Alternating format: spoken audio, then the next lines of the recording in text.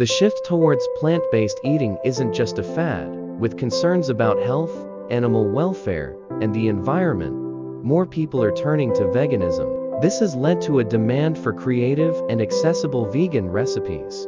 You can help make plant-based eating more approachable and enjoyable. Vegan spaghetti bolognese.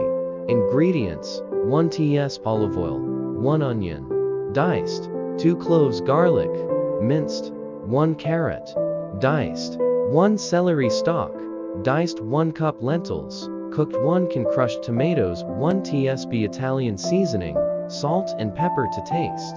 Spaghetti vegan method. In a large pot, heat olive oil over medium heat. Add onion, garlic, carrot, and celery. Saute until soft. Stir in the cooked lentils, crushed tomatoes, Italian seasoning, salt, and pepper. Simmer for 15 minutes, stirring occasionally. Serve the sauce over cooked spaghetti. Please like and subscribe if you like the video.